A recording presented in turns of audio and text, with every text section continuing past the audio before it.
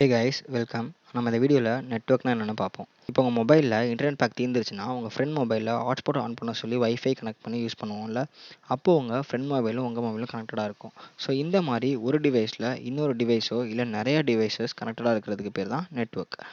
வேர்ல்டில் இந்த மாதிரி நிறைய நெட்ஒர்க்ஸ் இருக்கும். ஸோ எல்லா நெட்ஒர்க்ஸும் கேபிளில் கனெக்டடாக இருக்கும். இப்படி தான் இன்டர்நெட் உருவாகுது. இன்டர்நெட் எப்படி ஒர்க் ஆகுதுன்னு இன்னும் தெளிவாக நம்மளோட ஃபர்ஸ்ட் வீடியோவில் போட்டிருக்கோம். அதை ரெஃபர் பண்ணிங்கன்னா இன்னும் தெளிவாக புரியும். ஸோ இந்த மாதிரி தான் இன்டர்நெட் ஒர்க் ஆகுது.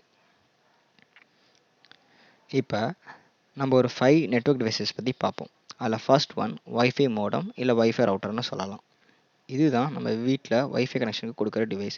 இந்த டிவைஸ் தான் நம்மளுக்கு ஐஎஸ்பிட்ட இருந்து இன்டர்நெட் வாங்கி கொடுக்கும். நெக்ஸ்ட் நம்ம வைஃபை எக்ஸ்டெண்டர் பற்றி பார்க்கலாம். இந்த டிவைஸ் நம்மளோட வைஃபை இன்டர்நெட்டை இன்னும் தூரத்தில் இருந்து கிடைக்கிற மாதிரி பண்ணும். அதாவது வைஃபை ரேஞ்சை எக்ஸ்டெண்ட் பண்ணி கொடுக்கும். அண்ட் தென் ரவுட்டர் பற்றி பார்க்கலாம். ரவுட்டரும் வைஃபை ரவுட்டர் மாதிரி தான். இந்த டிவைஸும் ஐஎஸ்பிட்ட இருந்து இன்டர்நெட்டை வாங்கி கொடுக்கும். பட் 2 ஐஎஸ்பிட்ட இருந்து இன்டர்நெட் வாங்கி கொடுக்குற ஆப்ஷன்ஸ் இதில் இருக்குது.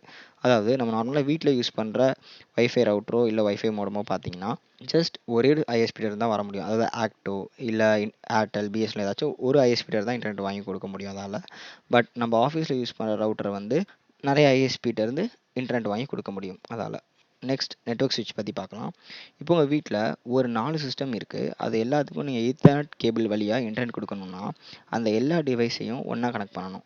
அப்போ தான் ஐஎஸ்பியில் இருந்து அந்த எல்லா டிவைஸ்க்கும் இன்டர்நெட் போய் சேரும். ஸோ ஒரு ஜங்ஷன் பாக்ஸ் மாதிரி எல்லா டிவைஸையும் ஒன்றா கனெக்ட் பண்ணுறதுக்கு யூஸ் பண்ணுறது தான் ஸ்விட்ச்.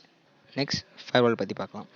ஃபயர்வாலுங்கிறது ஒரு சாஃப்ட்வேர். அதை ரவுட்டர் மாதிரி ஒரு டிவைஸில் இன்ஸ்டால் பண்ணிட்டோம்னா நம்ம செக்யூரிட்டி பிளாக்ஸ் அது மூலயமா பண்ணிக்க முடியும். எக்ஸாம்பிளுக்கு வெப்சைட் பிளாக் பண்ணுறது, விபிஎன் கான்ஃபிகர் பண்ணுறது, நெட்வொர்க் கான்ஃபிகரேஷன்ஸ்லாம் பண்ணிக்க முடியும். சிம்பிளாக நெட்வொர்க் செக்யூரிட்டிக்காக யூஸ் பண்ணுறது தான் ஃபயர்வால். இப்போ நம்ம பார்த்த நெட்வொர்க் டிவைசஸ்லாம் எப்படி ரியல் டைமில் ஒர்க் ஆகுதுன்னு பார்த்தா உங்களுக்கு இன்னும் பெட்டராக புரியும். ஸோ நம்ம ஆஃபீஸஸில் இப்படி தான் இன்டர்நெட் நம்ம சிஸ்டம் ஒரு லேப்டாப்ஸை ரீச் பண்ணோம். அண்ட் நம்மளால் அதை யூஸ் பண்ணிக்க முடியும். ஃபர்ஸ்ட் இந்த ஸ்டார்ஸ்லாம் தான் இன்டர்நெட் அப்படின்னு வச்சுக்கிட்டிங்கன்னா இப்போ நான் இன்டர்நெட்லேருந்து எப்படி போகுதுங்கிறத நம்ம பார்க்கலாம் ஒரு ஆஃபீஸ் நெட்வொர்க்கில். ஃபர்ஸ்ட் இன்டர்நெட் ஃபயர்வாலுக்கு போகும். ஃபயர்வால் தேவையில்லாத விஷயத்தெல்லாம் ஃபில்டர் பண்ண அப்புறம் ரவுட்டருக்கு அனுப்பும். அந்த ரவுட்டர் இன்டர்நெட்டை பிரித்து கொடுக்கும் ஸ்விட்சஸ்க்கு. ஆனால் அந்த ஸ்விட்ச் நம்ம சிஸ்டம் லேப்டாப்ஸ்க்கு இன்டர்நெட்டை பிரித்து கொடுக்கும். இந்த ஸ்டார்ஸ் மாதிரி. இவ்வளோ தாங்க ஆஃபீஸ் நெட்வொர்க்.